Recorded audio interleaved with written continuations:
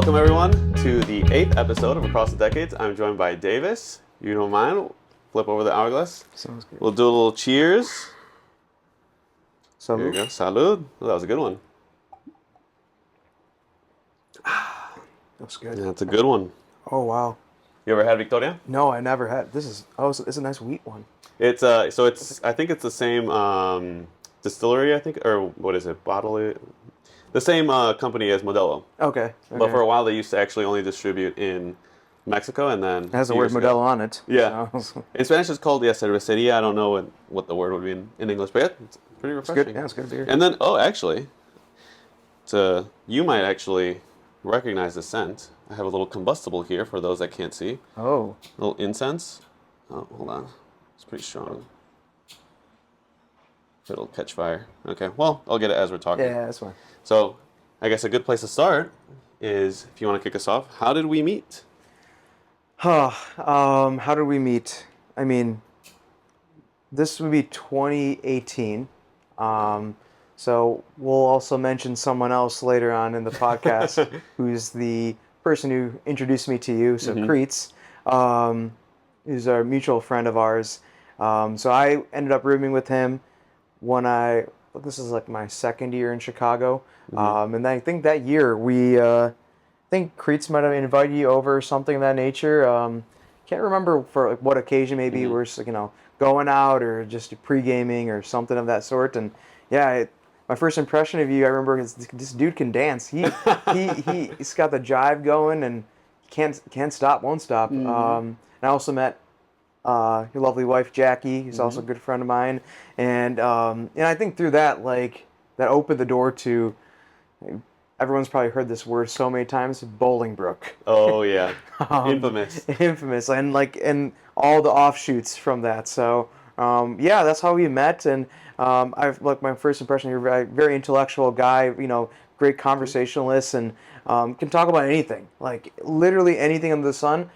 Put it out there. Either you'll read up on it or you already know about it, and we'll have a great conversation regarding that. And same time, like to have a good time. So that's the best of both worlds. So yeah, for sure. Same goes for you. And I guess maybe for those that don't know, how did you and Creets first come in contact? Yeah, so this is I think 2017. I was leaving my old place. I lived in Presidential Towers, and I didn't really like it that much. I mean, it's a really high rise, and while high rises are great, the novelty kind of wore out for me. And I found this nice condo unit, and at the time I was, I was working at Northwestern, and I just needed a roommate essentially, and I turned to the one platform that I'm a huge fan of, Reddit. All reliable. All reliable. Use it for many different things, but I posted an ad saying I found this really nice place, and a little bit about me, and this is kind of what I'm looking for in a roommate. Just the basics. Just clean up after yourself. Respectful. You'd be surprised. If you don't mention that, people just kind of assume whatever. And surprisingly, Creets met the requirements. Yeah, so I'll get to that. So I actually interviewed a ton of people, some very strange individuals. Some person asked me, I was actually going to say yes to another person, and randomly he drops on me, like I said, I never met this person, only on Reddit, and he's like, yeah, my girlfriend's going to live with us for around 8 months. I'm like, what the hell, what? No disclaimer. Another person hit me with... I think I was also going to say yes to him, and he's like, actually, my brother, he's moving out, so I'm going to take care of his pet boa constrictor. I'm like, what? I mean, I'm a huge fan of animals, but I don't know if that was up for, I was for that at the time. And then Creets came along. Creets' simple request was, I'm commuting 2 hours from Bolingbrook to the city. Get me out of here. That's it. I'll sign anything. And we met up, and I remember I was like, my first impression of Creets, I'm like, oh, he was a well-dressed guy. I think he was coming back from work, and I was asking him, oh, do you want a burger and beer? And he's like, I'll take the burger, but no to the beer. And I was like, oh, do you not drink? I mean, no problem if you didn't. And he's like, no, either don't drink or I'll black out. And I think that is the perfect summary of Crete's full send. Synopsis. All in, you know. So, and at the end, that time I was like, oh, that seems normal. And that's how we met. And we moved in August or September, August of 2018, something around then. And then that led to another chapter of my life, like the Cretes. Yeah, the Cretes era. Like Cretes era, like, and everything. And that's how I met like a ton of people. And it actually came at a great time because a lot of my friends were moving out of Chicago. So like, which was, everyone's got to, move on and whatnot. But like, it gave me a new group of people to. Yeah, the next chapter. Yeah. So maybe surprising to many, Cretes was actually the most normal out of everyone. that is a fact that, hard to believe the word normal and Crete's in the same sentence. No, I'm kidding. But no, he's great. And like, I mean, like I said, his requirements were very minimal. Like it was like, I just want to not spend 4 hours of my day on a train. I mean, that's a reasonable request. And like, Cretes is fantastic to live with, and we'll get more into that. But yeah. Yeah. So you've, of course, that's how you got to meet Cretes, and of course through that you met Rachel, Bo Peep. Yeah, Rachel. Yep. Myself, of course, Jackie, Nap, Nick, Pat, Luke. The list is endless. People from Bolingbrook, the soccer squad. Yeah, soccer. Aquaman, Smiley, Ashby, of course. Ashby.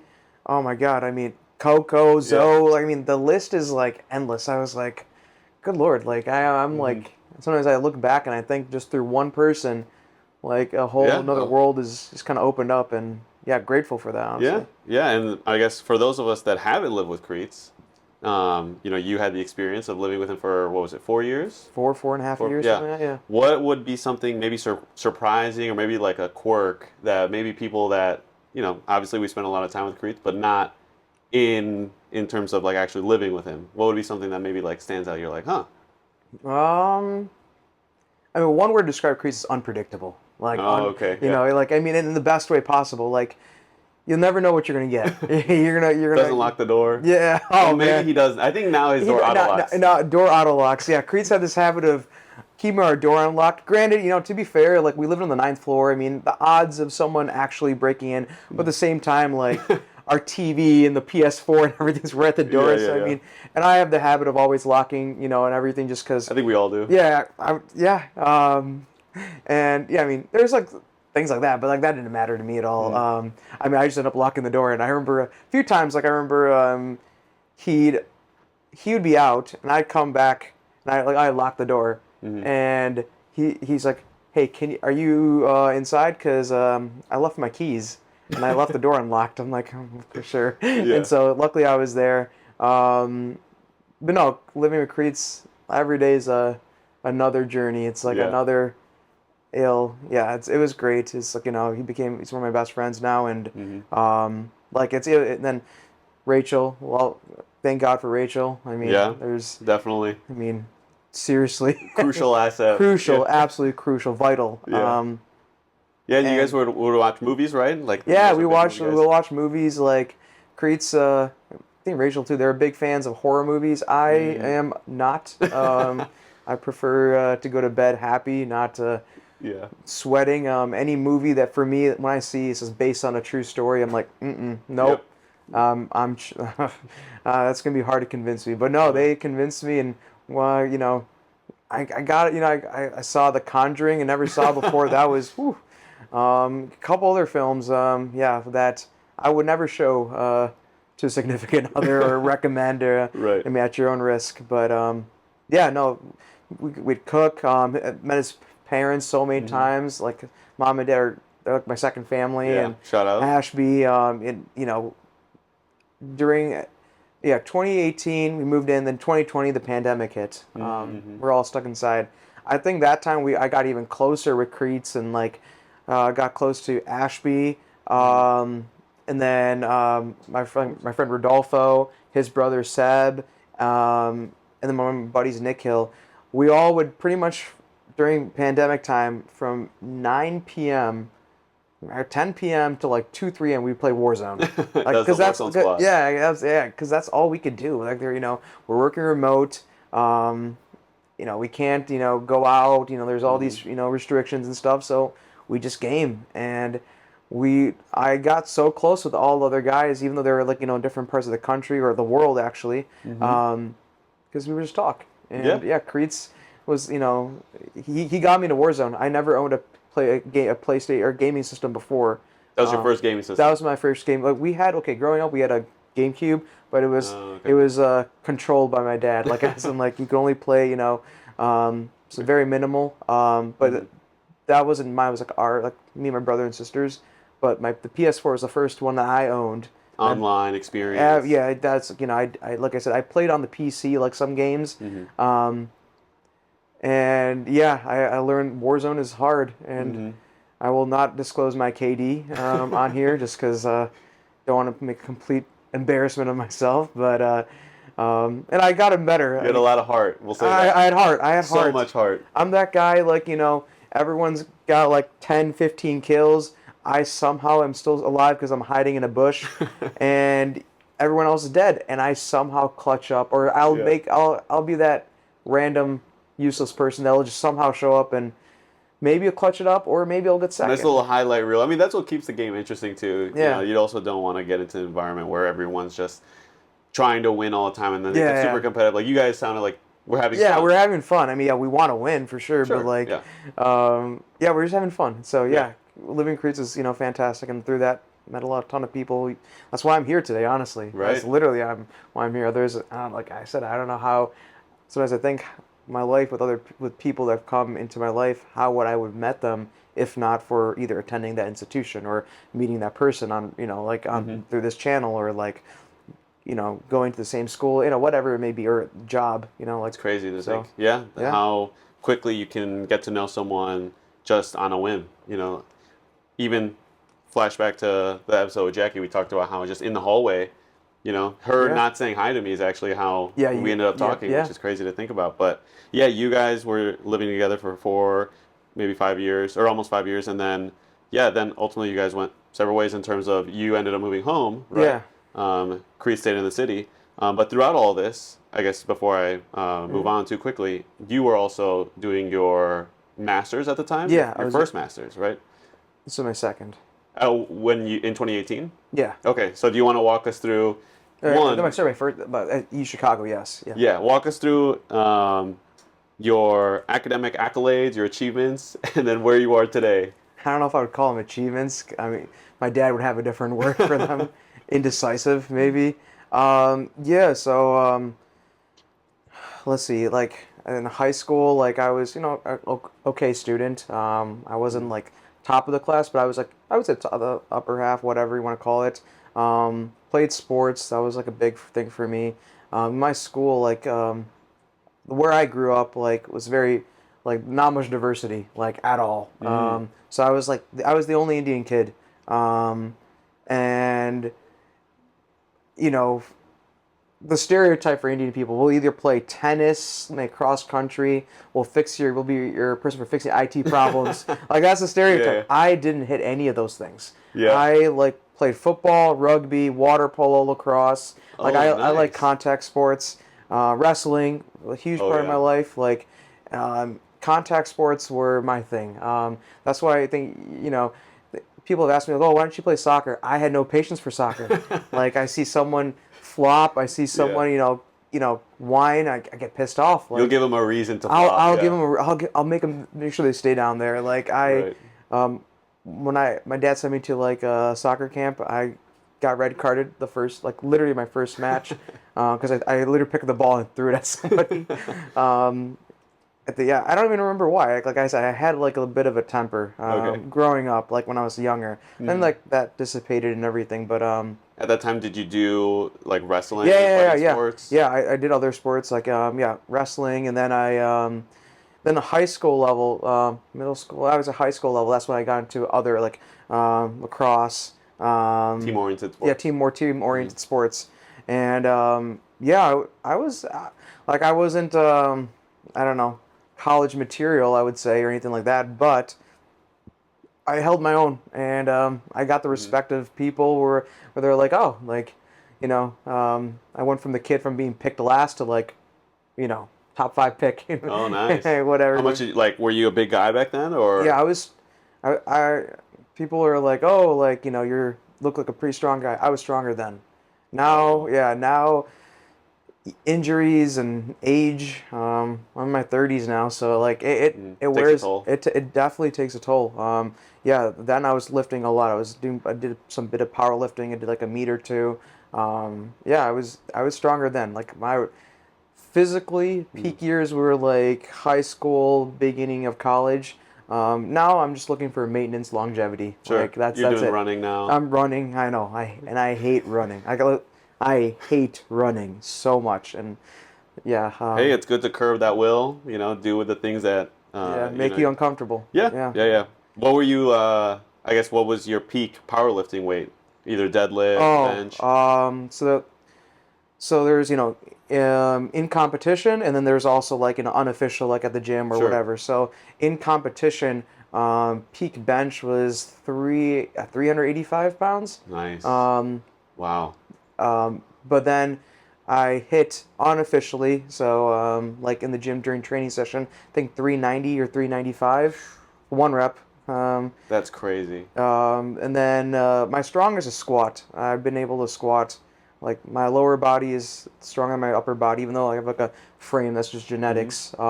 Squat in competition,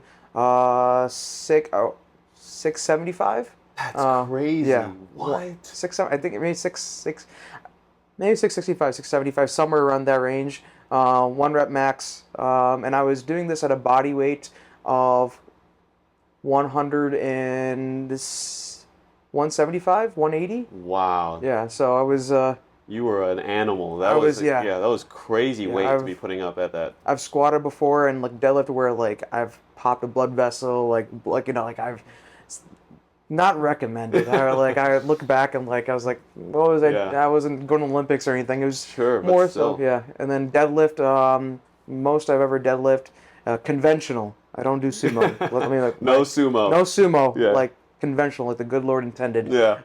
Most I've ever done conventional was 705. One rep max.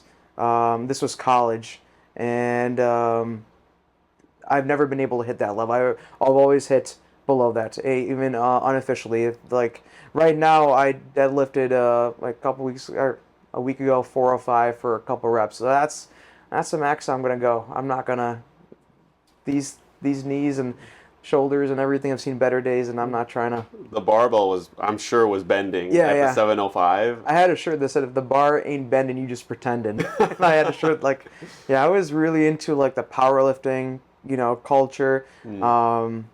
Just because I was like, oh, strength, like Mhm. it just felt good, and also like it was something I was good at.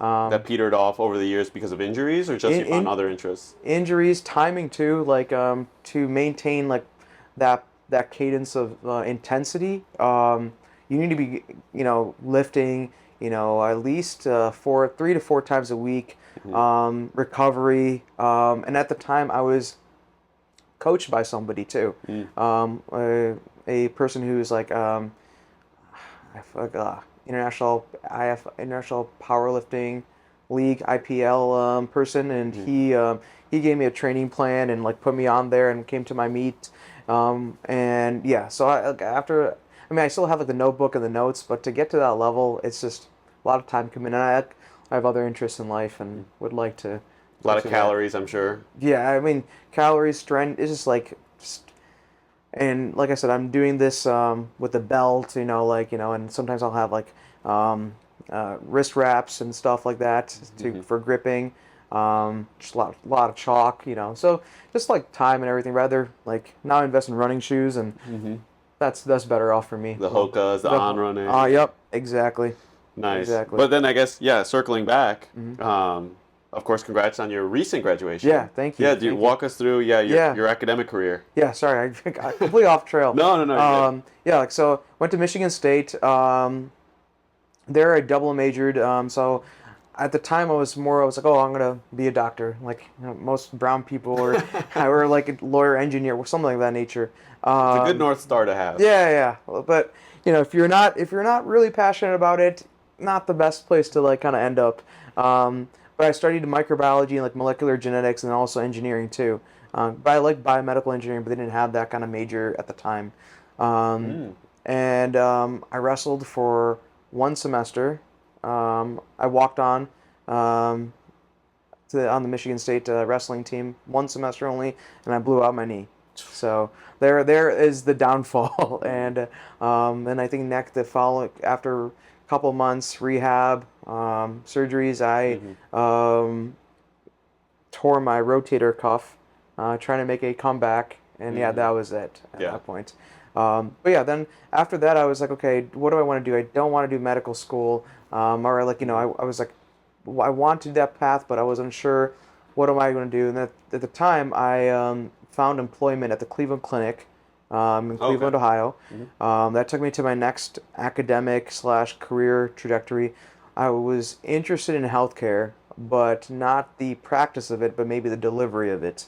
So how healthcare reaches people, I wouldn't practice it as in like I wouldn't prescribe or I wouldn't be giving clinical advice or medical advice, because that's more medicine. I learned that there are other routes in medicine that are not doctor, nurse, physical therapist, pharmacist, the dentist. prominent ones. The prominent ones, exactly. Because and respect to those who could do it. I was not cut out for that. And so you were more interested in what area then? The actual delivery of healthcare. How does healthcare reach you, either from a either public health standpoint, or if it's from a socioeconomic standpoint, or if it's from like insurance, like different payers. How do you get access to your healthcare when you go to the doctor? Yeah. Like when you go there and you say like I'm here for a physical. How does that get scheduled? What is the time that takes from the scheduling to you actually seeing a doctor? Okay. How can you reduce that time? Or if you have a more serious injury, like if you go to the ED, I want to make sure that the time between you being admitted and you seeing a doctor decreases. And there's a lot of different back end and front end processes that go into that. So the life cycle. Yeah, the different touch points. Yeah, exactly. So, nice. Yep. And so then I got my degree in like bioethics and public health from Case Western, and I worked at the Cleveland Clinic. It was 3 years. Learned a lot. Cleveland Clinic's one of the biggest hospital networks in the world, and so to kind of learn and work alongside some really amazing faculty and administrators was a great opportunity. And then I think at that time, like, one of my best friends, he got into Northwestern Med, or he was already there, and Cleveland for me was like, it was a good chapter. Got to see LeBron win. I'm a diehard LeBron fan. Oh, nice. Yeah, I was there in 2016. Oh, I was there when he came back, when he said, I'm coming back to Cleveland. Saw him get his butt whooped by Steph Curry, 2015 and 2016. That was just magical, and yeah, I was there for that. Saw the whole playoff run and that victory and that final part of the parade. And were you there in person? Yeah, I was there. You went for Game 7? No, I wasn't there. No. I wasn't at any games. I was poor. I'll make that clear. I was there for the parade. That was my way of contribution. I got to see Kyrie, LeBron, J.R. Smith, the whole squad. It must have been so electric. It was. I mean, the city has never won a championship, and for that deliverance, it was just. And for him to deliver on his words. Yeah. And I remember that was also when the Reds were slated to win against also the baseball. Indians. Yeah. That was. Sorry, not the Indians. Yeah. I was. It's funny. I moved to Chicago in August of 2016. And I think the World Series Cubs versus Indians, well now called the Guardians, but the Indians at the time were playing, and I was I was like, you know what, let me go to Wrigley. But I was wearing I forgot which, maybe a Lindor. I forgot which Indians player's jersey I was wearing. Chicago let me know that I was not welcome. And I only rooted for them. I'm a Tigers fan, but I only rooted for them because I lived there for 3 years, and I liked that. I was like, oh my god, 2 teams that Cleveland of all places, It's not like maybe now we could see the Browns, but at least at that time there was no way the Browns were going to be. Cleveland, I'm originally from Michigan, so like Detroit area, so I know what pain and like loyalty from a fan base looks like. And we could talk about that later, but yeah, Cleveland was like another like place for me, and so it was like an underdog team, and Oh, I I bet. was rooting for them. But yeah, made my way to Chicago after that, and worked in the same kind of area in healthcare, but was working at Northwestern. Did this kind of same thing as I did in Cleveland Clinic, but worked at Northwestern Memorial, and then 2020. I made a pivot, like kind of a career pivot into consulting, like healthcare Mm-hmm. consulting. So specifically revenue cycle, like how does that dollar you put into your care, how does that go through the whole cycle, to the point where it Mm-hmm. goes back to the provider, to the payer, whatever it may be. So I went to the consulting, and yeah, worked in consulting, like pure healthcare consulting for like almost 3 years. Then moved into healthcare analytics. So actually um, taking claims data, all like when you go to the doctor, you get a claim for Mm-hmm. whatever. The fun Like, stuff. yeah, the fun stuff. It's kind of tedious, but there's a ton of treasure of data and Mm-hmm. insights you can get from claims data, and that's actually leveraging that and other data sources to provide insights or predictive analytics. So understanding like if you were a prescriber or a practitioner, what would you be your prescribing patterns? Like what are you more likely to Mm. prescribe? If you're I worked a lot of pharma companies. If you were a pharma company, you want to break into the market with a product launch, what does market share look like? How am I going to disrupt the field? Like there's a Mm. lot of different avenues. So that's why I've been in that area for the last what 2 years Mm-hmm. now. So I'm kind of relatively new. And yeah, I loved it. And I just finished. Like you mentioned I was doing that concurrently when I was in Chicago. So I started in 2021. My master's in applied data science at University of Chicago, and yeah, just wrapped it up this past winter, December Mm-hmm. 2023, or no, I lied, February of 2024. I took an extra quarter because it's a quarter system, Oh, okay, okay. and yeah, and I just graduated and had my family there, and it was an awesome day, and it was a it was great, and I'm grateful for U Chicago, and got to meet some great people there and learn from them, and I'm actually applying for my MBA now. Um, Grind never stops. this will be the last one. My I'm sure that's what you said for the last one. well, thing is this. I'll talk about my family later, but my mom is and my dad too, but my mom especially, she prays a lot, and that's just the Uh-huh. reason why like I would say like I'm alive and breathing and like been more in a lot of sense, and Not broken into a million different yeah, pieces from, pieces, yeah. or like didn't end up doing stupid stuff and whatnot. Mm-hmm. And she's like, you know what, I'll pray for your MBA, but anything more than that, no. And I was like, you know what, nah, I'm gonna No listen. PhD. No PhD, nothing. And I was like, and yeah, I was like, you know what, mom, I'll just do the MBA and like that's it. Like that's it. Mm-hmm. So it's my final run at it, and that'll be enough for me, Mm-hmm. like in terms of like academics. And but the learning never stops. I'll always be reading, always be Definitely. learning. So won't be in a form of a degree or a formal program, but Yeah. that's a nice thing. Yeah, that reminds me a lot of actually Saint Monica and how much she would pray for Saint Augustine. But yeah, I guess. My mom makes those jokes. I'm Oh, like, she yeah, does. she's like, I'm the Monica, but you're not Augustine. I'm like, And that name, yeah, is in the family, yeah, right? that's my middle name. That's my grandfather's Mm-hmm. first name, Augustine. So proud to bear that name, and Very weighty name, um, yeah. it's of a great person, my grandfather, and the namesake of a very holy, great person too. Mm-hmm. So Yeah, I love that name. And yeah, I guess perfect segue into your family. So you lived during this time, or most recently, and actually still currently. yeah, I You're live at home in Michigan. yeah. So you may be wondering why I'm here. So I mean, Chicago's not too far from Michigan. So like um, by train, like Mm-hmm. total train time, not including time changes, like 5 hours.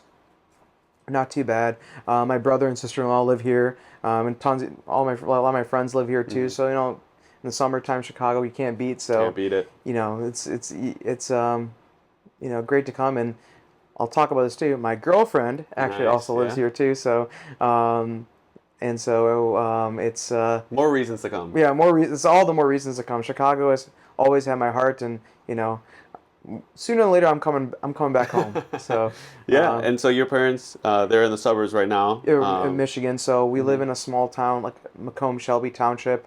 That's where we were raised and went to school and everything. And yeah, so end of 2022. Actually middle 2022, I was like thinking about it like, and I listen to a lot of podcasts. I read a lot. There was one, I can't remember exactly the podcast, but it went something of like, if your parents had 20 years left on this earth, and you got to see them like 5 times a year, so like maybe holidays, a birthday or two, I don't know, like maybe some sort of event, whatever, are you okay with seeing your parents for only 100 more times? And I thought to myself, absolutely not. Like, I moved away from home when I was 17, 18 for school. And at the time I was 31. I was 31, and I was thinking to myself, wow, I've been away from home, Over a for decade. 13 years, 14, yeah, well over a decade. I can't. I'm really close to my family, my parents, and I was like, I can't live with myself knowing that I missed out on like the opportunity to live like with them as an adult, and like learn from them, spend time with them, and so that prompted my move back home, and I like it's been the best decision for me, not just from a family, but financially too, but I moved more so not for the financial reasons, but actually for just being with them. Like, I mean, it's um, you know, um, we cherish our loved ones, and I was like, the best form or best way for me to do that was to move back home and spend more time with them and learn from them. They've been on this earth far longer than I have, and teeming with wisdom. And I don't know. I just and lately, what I've been doing is I try to record my parents whenever they talk about something related to family, or like something like maybe like bits of wisdom that I can share to hopefully my kids one day, but have that memory, that core memory. And so I've been trying to like ask them to talk to my parents more about their upbringing, genealogy, India, like where they grew up, and coming to America. Like I've learned more about my parents in these last 2 years, not even 2 years yet, than I have like for most of my life. And doesn't mean that I wasn't close with them. It's just like I never asked those questions, and now I am, and I'm grateful for the opportunity. So yeah, it's been fantastic, and like I said, Chicago's right on my doorstep, so it's not like I'm missing out. And we have a vehicle, so I just kind of drive around, see any friends in Michigan too, and so yeah, it's great. Yeah, yeah, huge blessing. I actually last night I was just talking to. I still have three grandparents, so very That's fortunate. awesome. Yeah, and it's so nice to be able to speak with them and ask them questions and get their wisdom. I've learned so much just in talking with them about not only their lives, but I think I was talking about this on another episode that they were once my age. Oh yeah, They were once in the situations, maybe not, of course, one to one because generations are yeah, it's different, different. but Yeah, there's so much that I think we lose out in having friends that are all the same age. I think it's so important to have friends that are a few years older, several different years stages older. in life. Yeah, younger, several Yeah. years younger. And what that essentially does is it kind of connects you between the generations. I think because everything is so flat, you're losing out on opportunities to learn from others and also teach others and have that sense of responsibility when you have friends that are different ages. I think that's, I mean, so apparent. And then I really like the anecdote they shared about, yeah, like we really appreciate those family stories, the family Yeah. history, the wisdom, of course, that they've shared. And yeah, I encourage anyone listening to use this maybe as a reminder. Call your parents, call Yeah. your grandparents if you still have them. Visit them if you can, if you're able to, or Right. whatever. I mean, you get to learn from across the decades. Yeah, yeah. Yeah. Use this as a way to also Yeah. to connect. And Yeah. yeah, I think another thing too is, you know, it can be easy to get in a state nowadays, I think, where you have kind of like the blind leading the blind. Yeah. I'm 28, and if I'm looking for advice on, as I'm approaching my 30s, I probably don't want to ask the person who's not 30 yet. Like it's like asking someone who's an undergrad about grad school, or someone who's single about marriage life, married life. Yeah. I want to ask someone who's been in that stage, and First-hand experience. yeah, or- and can help guide me. That doesn't necessarily mean that no one in a certain state has good practical advice. That's like saying, a a doctor can only know about cancer if the doctor has cancer. I'm Yeah, not saying that yeah, either. no. But there's something to be said about Having someone. first-hand experience. Yeah, I mean, Exactly. yeah, 100%. Yeah, and I think that that's something that's really appreciated. I go to different friends for different inputs and different advice and Oh different yeah, I mean, life journeys that they can share. oh my friend, like my friends are so crucial. I mean, Creets and like so many of my other friends, friend Jess. I mean, I could go on the list of friends, friend Sona, Rodolfo. Yeah, the list goes on and on.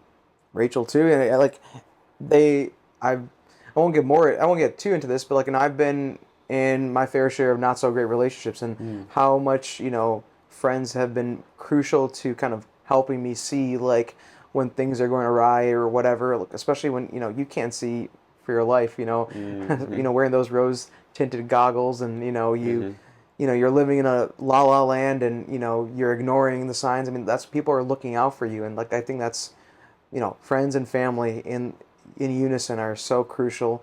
And that's why I said, like, not just your parents, like, reach out to your friends you haven't talked to in a minute. Like, like this goes across not just family, friends who are family. So, because they're always I think they're always looking out for you, the real ones, the ride or dies, and they're cherish them, learn from them, help them, do whatever you can to spend the time you can. I mean, I know as we get older, we're married, people are getting married, having kids. Time's going to be limited. I mean, I don't expect myself to be as close to my siblings as I was before, and that's okay. That's just how life works. But that's natural. That's the order of things. Exactly. But in the time that we do have, or when we do see each other, we make it count. And we keep a regular cadence. Like I don't see them every day, but I like to call my brother at least once or twice a week. We'll catch up on sports. Or my sister, like now I live at home. My mom calls my brother and sister every day, so I got to talk to them quite a bit. But me personally having like a one-on-one conversation with them, yeah, I talk to them maybe like once a week at least, just to I don't know, catch up and see how they're doing, and stay close. Stay close, because like I said, your siblings are the ones you're literally your day ones. Yeah. So it's good to keep up that relationship, and also with your friends and family too. Yeah, that reminds me of actually two analogies. One was, I think I heard a while ago, that sometimes we can be in these situations that can feel like you're kind of in a bottle or in a cereal box and being asked to read the label. Yeah. It's like you can't read the label when you're inside. Inside, yeah. Or another for the anime fans, it's like if you're a fan of Naruto, the genjutsu, you need someone to come up and tap you to just let you know, hey, wake up, man.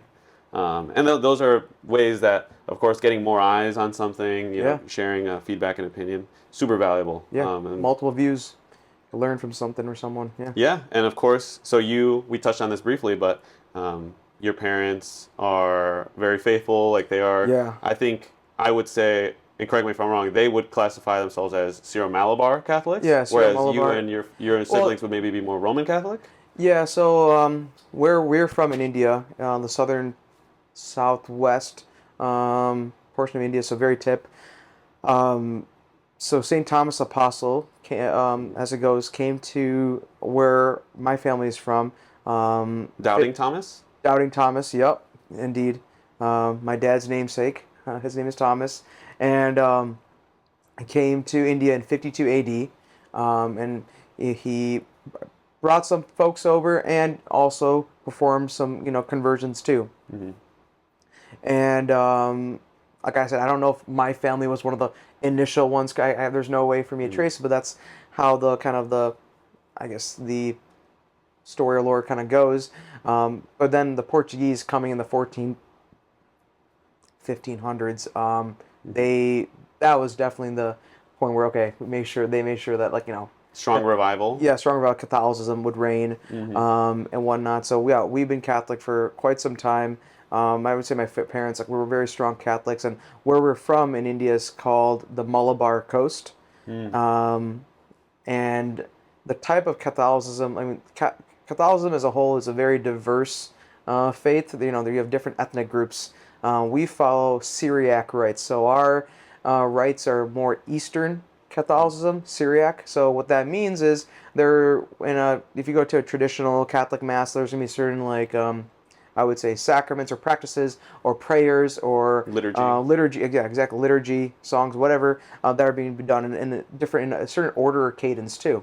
How we conduct mass is maybe slightly different, but there's the core parts like the Eucharist, readings. I would say, receiving communion. Like the core parts are there, like the what's it makes the mass. The maybe like how homily's done, or maybe how Orientation. orientation, how you're facing, how you're taking the Eucharist. You're facing east or Are there not. pews? Um, Now there are in some churches, but back then it was kind of freestanding, and and they would separate men and women on each I side. think they still do that in Orthodox as Okay. well. Yeah. I mean, that's maybe we might have picked that up from maybe some Orthodox, right? And yeah, so it's separate, and we don't wear shoes in the church. Oh. Yeah, no, we don't wear shoes, so all your shoes are outside. So good luck trying to find them, or keep them close. I don't know. But the churches here in America, the Syro Malabar churches, I don't follow that way. The ones in India, I haven't been to India in a minute, but last I remember, a lot of them followed that right to you take your shoes off before going into the church. Also, it's rites, not rights for Yes. rights. Yeah, rites. Yeah. As in like branches. Yeah. Something like Yes, that. yeah, sorry. Good clarification point. I don't want anyone getting confused, but yes. So yeah, it's a slightly different, but like if you meet like anyone who's Chaldean, so anyone who's from Iraq, or There's also Coptic. Coptic, so is Egyptian, Egypt, yep. yeah. There's Maronite, Lebanese, yeah, they follow different. They have Byzantine is Greek. yeah, exactly. There's so many different, I would say, sects within Catholicism that are more ethnically derived, and they kind of conduct their mass in a different way. How their priests are dressed too. Our priests are dressed very ornately, very ornately. The kind of gold trimming and gold cloaks. It's crazy. Very cool. Yeah, very cool. They're kind of almost like they're kind of adorned in it. So yeah, we all grew up in that, I would say, custom. It's not that we moved out of that custom or anything like that. It's more so like where we live in Michigan's really far away from the closest Syro Malabar church. But we go to just regular Latin Catholic mass, and I enjoy that honestly more so just because I like my mass an hour long. I like it simple, easy to understand. With any type of church or maybe a sect of Christianity or ethnic group, there's going to be some sort of politics involved, and some churches are more politically driven. I don't care for that. I like my mass to go pray, worship, reflect for my inner peace or whatever, and pray for myself and others, and I'm out. And if people want to mingle, sure, but I'm out. And so, but I know some churches don't operate like that, and that's I don't know. I would say choose your church wisely. It's as great as Catholic faith is. It's not perfect. And some churches, I would say, tend to maybe push the boundaries. I mean, they're still within the faith, but people make mistakes. People are humans are imperfect. Yeah, perfect. If the church was perfect, since it's made up of humans, and I'm not perfect, the moment I join the church, it's no longer perfect. Yeah, exactly. There you go. Perfect example. Yeah, we're not infallible. So, yeah. So yeah, we grew up in that faith, but like I said, we are more Latin Catholic, and faith is a big part of my life. I like to try to say the Rosary every day. Growing up, we had evening prayer with my family. Being back home, we still do that. I don't know. It's more faith is for me more so like a comfort of peace when I'm in the trenches. When I'm doubting, when I'm scared. That's what I'm gonna fall back to because friends and family can come and go, but your faith is what's gonna keep you grounded, what's gonna keep you strong, and what's gonna get you through that.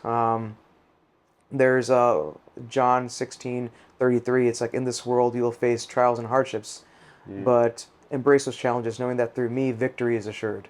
So I try to remember that, you know what? If it's not meant for me, it's not meant for me. I'm gonna fail. I'm gonna falter, but at least I have Him, And If God is for us. yeah, yes, exactly. And he's the first him. Right. Yeah, he Yeah, is him. Yeah. right. I know we Oh, all. yeah. I know we all like to say like I am him. I mean, yeah. like I do think LeBron is him, but the Timothy. OG Timothy Yeah. is God. So yeah, I like I like use my faith as a place of like consolation and happiness, and I feel good. And I would say you kind of you being also in the faith too, and I would say more so than me actually. Like kind of also reaffirm when I see like when I have people in my life who kind of reaffirm my faith, provide that kind of like guidance or kind of push me in that direction even more so.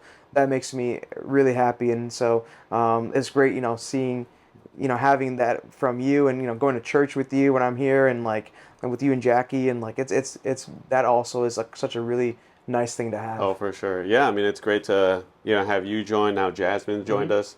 Well, at least she had joined you and Jackie before. Yeah. Now I got the opportunity to go to mass with her, and then of course Ness and Teresa were able to join us, and that's it's a great opportunity to be able to of course Chicago has so many beautiful churches. Yeah. There's cathedrals, basilica. The Poles are Yes. they are church Yes, makers. yeah, like, especially here in the northwest side of Chicago, they did a really good job with the churches. And yeah, there's so much history, and yeah, of course, you've been a big inspiration, and also just revitalizing my faith and learning, different aspects where I can grow. Of course, your family was, I would say, kind of a big example as to what faithfulness can kind of lead to fruition, right? You said your mom is someone who prays, maybe so has much. a direct line to Mary. Yeah, we make a joke. I mean, like growing up, like my mom always prays. She always has a rosary in hand.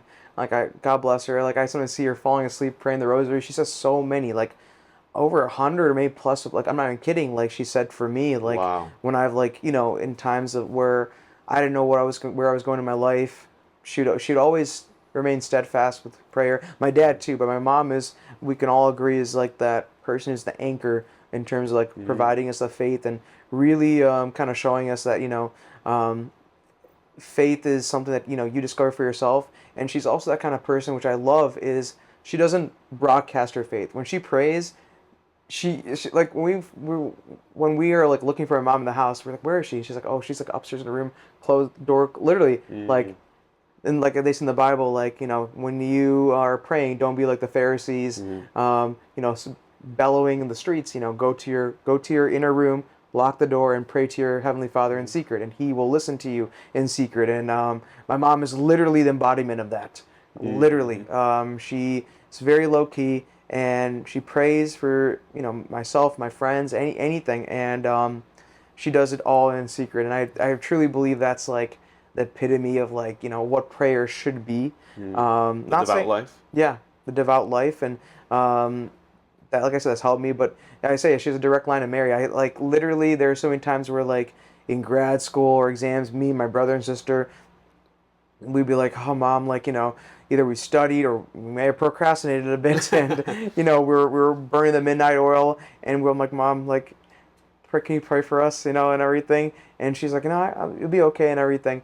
And it was always okay. It always ended up being okay. Yeah, maybe I didn't get like a, what is it? Maybe I didn't get the 4.0 I wanted, but I got a 3.0 or 3.5 in that course, which is more than enough. Like, like it's like these small, like, things my mom does. And it's, my health, has in my life has some, curves and turns and stuff. She's always prayed for me, made sure I was, getting better, and like I don't know, I'm so grateful to her and like what she's taught me, and that's like something that I want to carry on and teach my kids, and really put that forward. The power of the rosary, power of prayer, power in faith, and just believing that there's a bigger plan out there for you, and just trusting that process, and it's praying. And prayers, my mom taught me, is not just for asking. When I pray, when I do my rosary, I start saying thank you. I always start saying thank you, because we often ask, of course, prayers to be, you should ask, God, can you bless us for this, or can you help me pass this exam, or like, help Increase me in virtue, relationships, whatever you may need guidance in life. But I always try to say thank you first, because there's so many untold blessings, like the fact that I'm even here, like everything, like, I'm, alive, and things in my life are fairly good, Of course, things can always be better, but I look at it right now, I'm like, life is really good. I'm happy, I'm content, and I'm blessed. And so saying thank you is Amen. number one. And then, of course, follow up with, any, requests, for yourself and others too. So, yeah, she's been pivotal, and yeah, she's a direct line of Mary, because she makes things happen. She literally prays to Mother Mary, and we're like, what? And she's gone as far as like saying to us, like I'll ask my mom, like, I've been telling my mom I've been studying for this, whatever, and she's like, you're gonna get like, you'll get at least a 95 on this exam. I'll get like a 96. And it's not just one-off things. It's consistent. If I do the work and I study, and I tell her, I openly tell my mom, she's like, you'll get this score. When she predicted Bitcoin's price would go down. She's got this whole sixth sense, and like the power of prayer is powerful, and it's not because my mom is saying it. It can be anybody. Yeah. It's not. I don't want people thinking like, oh, my mom is just my mom. She's great. I love her. She I would say she's one of many people in this world who's demonstrated the power of prayer, and is a good example. That's all I would say. And yeah, it's definitely very beautiful to think about all of the things that have been made available to us. Just the fact that I can speak, that I can see, that I can move around freely without. I'm healthy. Yeah, that I don't have a runny nose right now. That all these things that could be bothering us, and they're not. And yeah, it's good to be thankful. And one thing that you mentioned is you want to pass that on. To the future generations.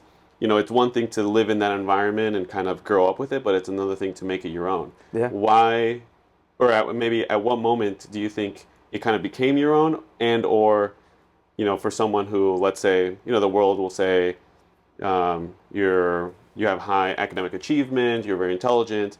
Why, some people might say, like, why have the crutch of faith or God? Like, have you ever doubted that belief? It's never a crutch for me. It's like the non-negotiable. I mean, the reason, if I have anything of worth of note, academic accolades or career success, or I don't know, whatever it may be that people could attribute, I'll say that's a false, like a falsehood. It's literally because of prayer and those affirmations to God, and trying my best. Like, I fall so short of it, but trying my best as much as I can to hit that mantle. I'll never reach there. It's gonna be a forever target I'm chasing, but it's only because of that. And from that, like, a prayer without works is nothing. Like, Dead. Is dead. And so, prayer with hard work. I pray. My mom prays, but I got to show up and do the work. I can't just rely on prayer and just think like something's gonna happen, some miracle. Like the Katrina helicopter story. Yeah. You want to share that? Yeah. I don't know what it was, Katrina, but the story of how it goes is this is I don't know which priest said this, so it's not my story. It's like a homily that was shared. But there was a hurricane of some sort, and when hurricanes happen, flood waters rise, whatever. And so this homeowner, who's deeply rooted in faith, he police came to his door, and like I said, like, hey, you got to evacuate. It's the flood waters are rising. He's like, no, I'll be fine. I might put my faith in God. Flood waters rise. Next, he climbs up on the roof, like, or maybe the second floor roof, or whatever, and they send a boat, and they're like, sir, like, get down. He's with his dog or something, and he's like get down, like, evacuate. The water, it's gonna get worse and worse and worse. It's like, no, my faith, my God will save me. And the last thing is they send a helicopter, and they're like, just grab onto the ladder. Just grab onto the ladder. We'll wheel you in, And he's like, no, my faith in God will save me. This dude dies, and he shows up to, the pearly gates, and he says, God, like, I put all my faith in you, like, but like, what the heck, you didn't save me. And he's like, dude, I sent you police, I sent you a boat for the Coast Guard, and I sent you like the Air Force or what, a helicopter. What more do you want me to give? Exactly. Like, so that's like a perfect example of, just faith, without works. You have to show up and do the work too. You can't just expect, things to be handed in your lap.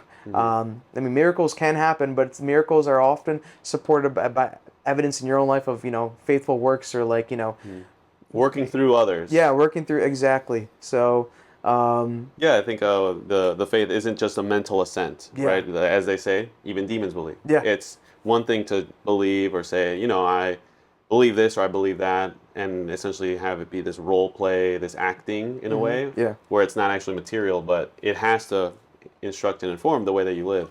And I think a perfect segue for this would be, you mentioned faith is something that's very important for you, and Yeah. that's something that I imagine was a key factor as you were, on the dating game and, Yeah. and trying to find, that special someone. And of course, we got the opportunity recently to go to mass with Jasmine, Yeah. a very wonderful, lovely girl, and she's someone who also shares your faith, right? Yeah. What's it been like getting to know her? yeah, it's been, like I said, it's been like preface this, like, I've been in my fair share of relationships. Anyone that's close to me knows, like, my relationship, past has been nothing short of just chaotic, tumultuous. Any other adjective you want to throw in there, that's just like wrong. Right. And those people who I dated before were Catholic, actually, too. I mean, how everyone practices or keeps their faith, that's kind of up to them. I don't judge, to each his own. But, like, being Catholic wasn't something that was like pivotal for me. That's like a nice to have, but I would say Catholicism, or like the values and morals that Catholicism has, if you live that in your day-to-day life, that's way more important for me, because I've seen plenty of people who go to church who, aren't the best people. But I've met so many people. I also met so many people who don't go to church or who don't share my faith, who are the most wonderful, amazing people. Like, and so it was more so like your values and morals and how you live your life, how you treat others is huge. Your family, those are the big things. And being Catholic is something that also is like provides a foundation for me. So like, I also wanted that for myself, but also for my future kids too, because it's just, for me, it's easier if both people are aligned in the same faith. Definitely. And having that is, is a blessing. But yeah, so that led me to Jasmine, my girlfriend, and she's been nothing short of amazing. I think she asked me this recently, like, what was my first impression of her then and versus now. And I would say the thing that's been constant is her genuinity. You see how genuine she is. She's got like a heart of gold. She is very caring, understanding, and not just by nature or profession, but who she is as a person. And I met her family twice now, and her siblings, and I could just see a lot of the things that I grew up with, like a home that's, a lot of love, parents being really involved, that just, and the banter she has with her parents, the same thing with I have my parents. And so it's just really easy to see, like, oh, this is a kind of person who has that capability of rising to the role of, of a life partner and something of that nature. And because, like, I've always been in this mindset in terms of dating, of finding a wife. Like, that's always been my case. I've never been like, oh, I'm going to date you to kind of find out. No, I'm dating with a purpose. I always date with a purpose. I've always been like that since the moment I started dating in college. It hasn't worked out, clearly, obviously, but it was for the best. And that's, Right. And yeah, Jasmine's, she's Catholic, but I love, like, her mom prays just as much as my mom too. Like, I feel like that's like we have that commonality, and like she has her personal relationship with God, and like, with our Catholic faith, and like, likes to go to church too. And like I said, I don't need somebody to be saying the rosary Extremely pious. Yeah, I don't need that. I don't need that. Just do you and how you kind of want to craft your relationship with God. The things that I like, I like going to church on Sundays, like a moment of peace and like consolation. Just like it feels like I start my week off right, Mm-hmm. and she likes that too. And raising kids with good morals and values, and having faith as a center of family. Mm-hmm. Like these are like all really important things. Like I want my children to learn and to be raised with too, because in this day and age in this world, there's a lot of different distractions and everything. And Mm-hmm. when you need a moral compass, when you need that guidance, like faith is that's gonna be it for you. And it's just really nice to have. So, and faith is one of the attributes of her that I like. But then, like I said, her genuinity, her kindness, who she is, like when she meets people, she's always so just polite, just warms up to everyone. Mm-hmm. I met her friends more recently, and they all they absolutely love her, and you can see how much admiration and just how much they just just love her. And I was like, wow, like to see Very caring. yeah, very caring, to see people love you as much as as much as she says, oh, my friends love me, but seeing that in practice. Right. And she's met a few of my friends too, and everyone's been like, oh, she's great and everything. Obviously it's more for me to decide like how we want to, like, the trajectory we want to go, but it's going great. And She's also in the medical field. She's a yeah, doctor. yeah, she's a doctor too. Yeah.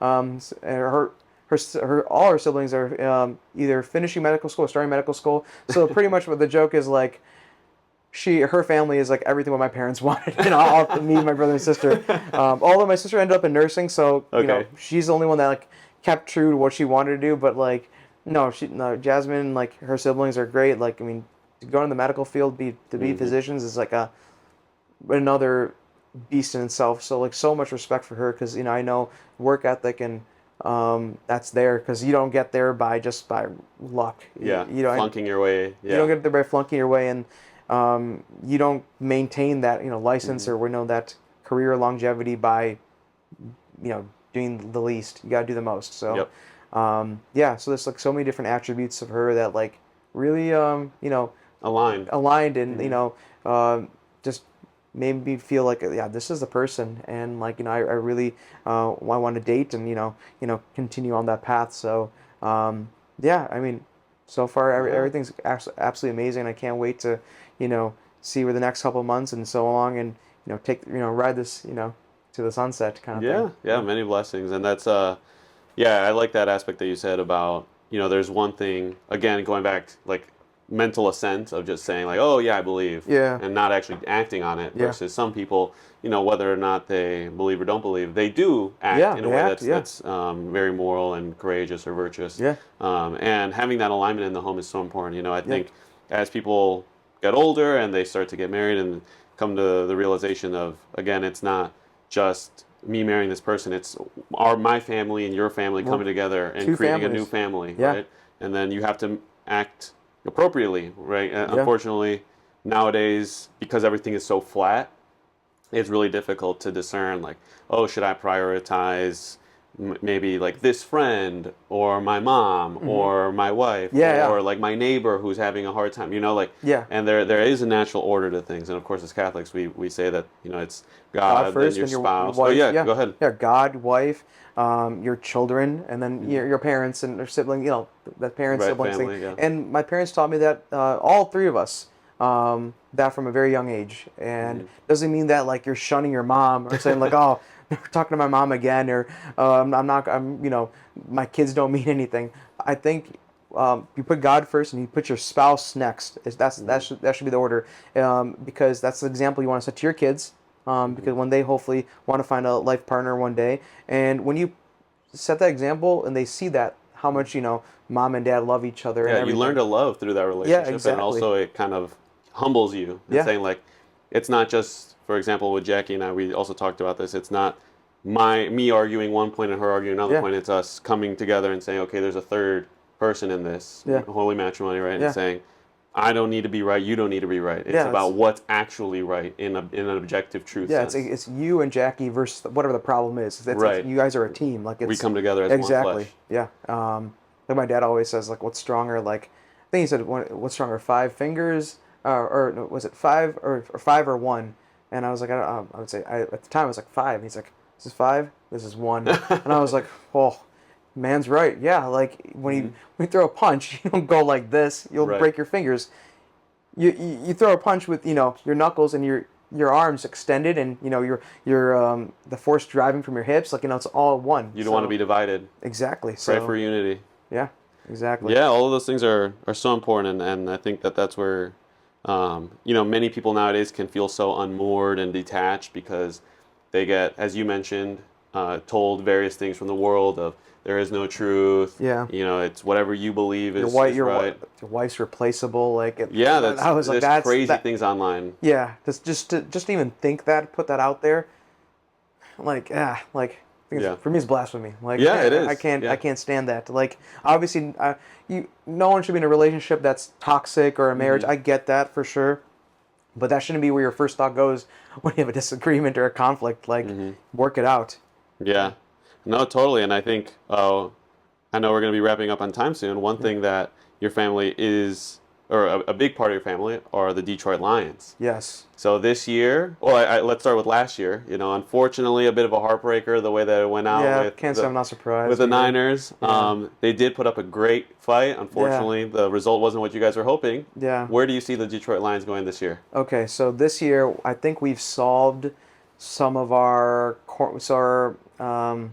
cornerback issues. We drafted really well this year, Tyrion Arnold, and Ennis. I forgot his last name. Great pickups. I also think we've retained the same squad too, so that's also good. I hate when championship caliber teams break up. I think the stupidest thing. Like, why fix it? Why fix it if it ain't broke? And I think we have the best 1-2 running back punch in the NFL. No one comes.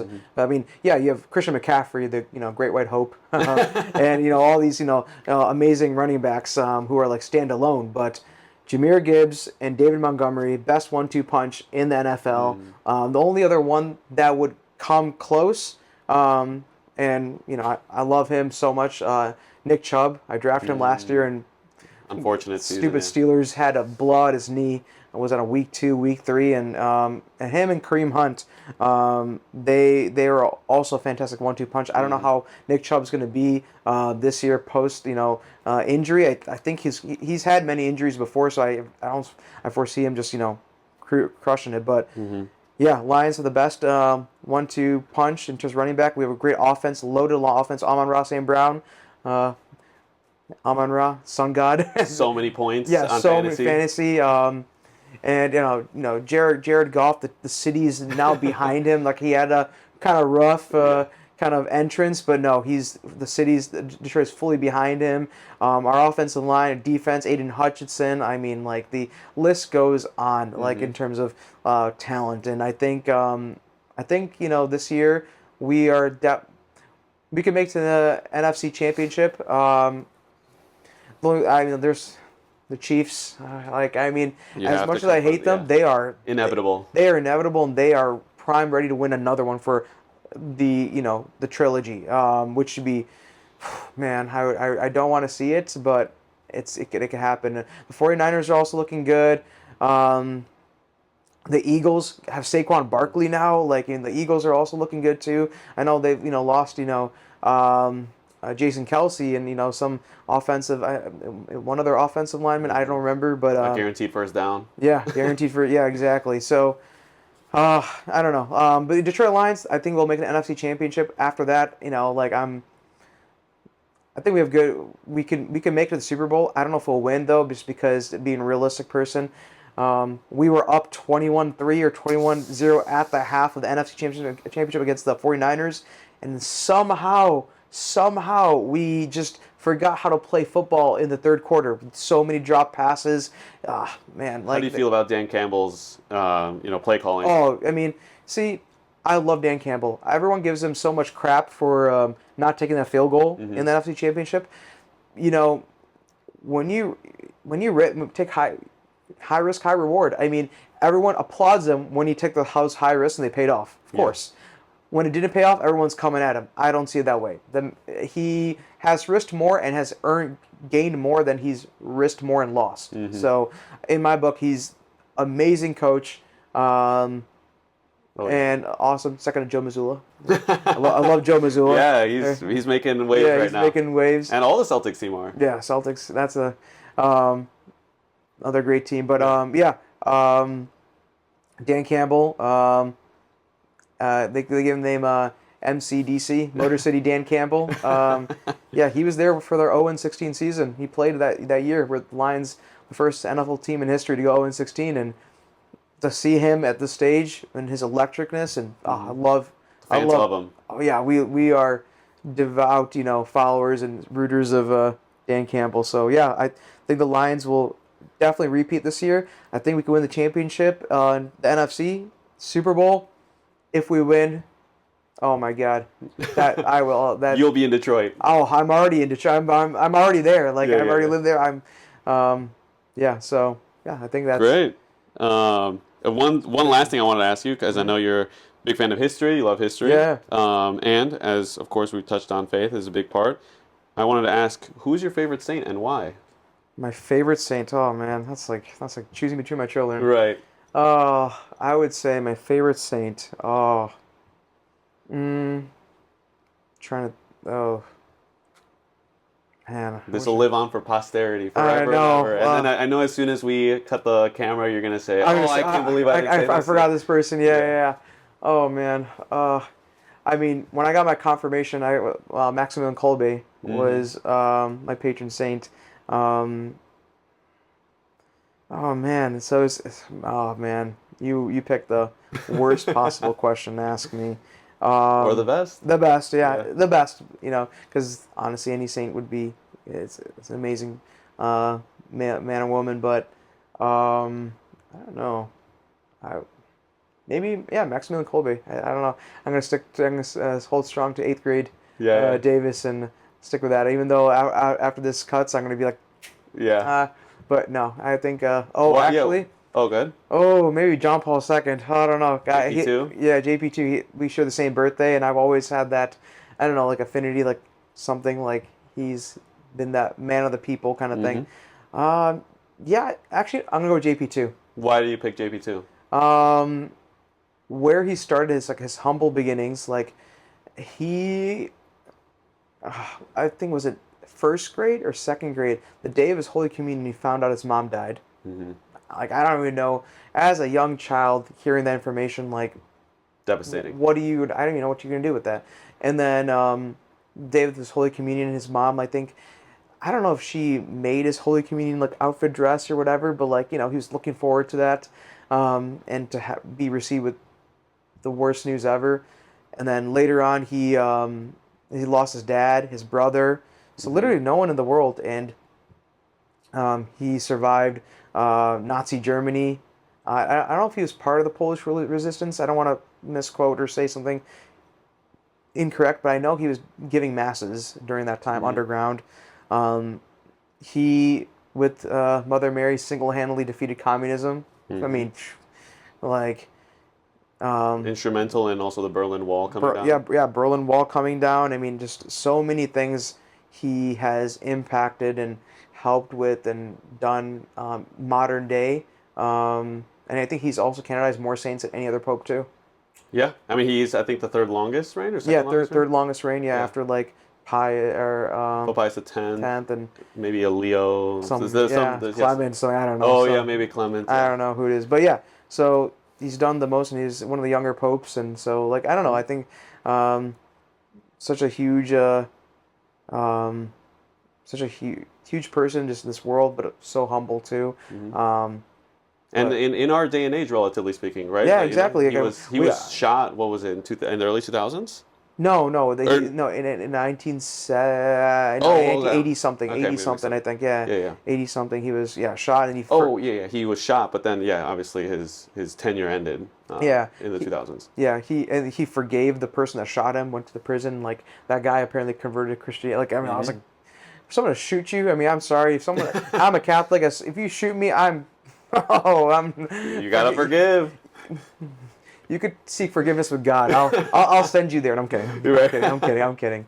But yeah, for someone to do that is, like I said, I think is the greatest form of just forgiveness and Mercy. Mercy. Yeah, it's honestly like yeah. So I'm gonna go with JP2. Great. It's always great to have those people, especially in our day and age, that we can look up to, the real life heroes, right? It's one thing to idolize maybe sports people or Yeah, media yeah. figures I mean, or look, don't get me wrong. yeah, I love LeBron. I could go off on talking about how much I like respect Kobe, the Kobe. Mamba mentality. Yeah, Mamba. Yeah, yeah. I Yeah, mean, but there's one thing, when it's someone like Mother Teresa or Pope John Paul II that we're doing these very virtuous acts of mercy, whatever. that's In the one day thing I and want to age. teach my kids. Like, yeah, I mean, don't get me wrong. I'm gonna fully indoctrinate my kids in sports. It's gonna be infusing them, but I'm gonna say the people you should be looking up to. I would say are like in the saints, but also I have a big respect for anyone who served in the military. Mm-hmm. I love reading Medal of Honor or these hero stories and everything when Mm-hmm. literally have nothing and they just come out of a store. Purple Hearts. Yeah, Silver Star, all these people, and I have a few friends that served, and Mitch, your Mm-hmm. brother-in-law, and Of so course. many people, I would say, I have done things that we can never do, and that's why I have so much admiration for those people. So I said those are the kind of people I would Mm-hmm. want my kids like to look up to and be like people who give their life in terms of service, Mm-hmm. like true service, to with no real financial gain. I mean, To the greater good. Yeah, yeah, we have to exactly. thank yeah, the men in the men and women in the Yeah, military back the blue, and there's yeah, so much that they yeah, give up and sacrifice to be able to yeah, afford us the luxuries that we have yeah, today. So exactly. So I think, yeah, with that said, so much, obviously, admiration and respect to the people that allow this to happen, but of yeah. course, a lot of respect and admiration that I have for you. Thank you so much for Oh, coming thank you on. for having me. Appreciate You're it. a great friend. Love having you on. And of course, it's always such a great opportunity to not only catch up, but also hopefully, for others to listen Yeah, and share hopefully, across yeah, the decades. yeah. So, unless you have any other shout outs, anything else before we wrap up? No, just shout out to my friends and family that I could be here today. God, and just yeah, just grateful and a lot of gratitude. So thanks for having me on, and yeah, can't wait to see the next person you bring on. Like I'm a big fan of this podcast, and Thank you. like listening to my runs. So can't wait to hear the next episode drop. Awesome. Thank you very much. And I think on that note, we'll end and conclude our 8th episode, of course, with Davis and the family name Thomas, for those that didn't pick up on that. So, all right, if nothing else, then we'll wrap it up. Thank you, everyone. Thanks. Ciao.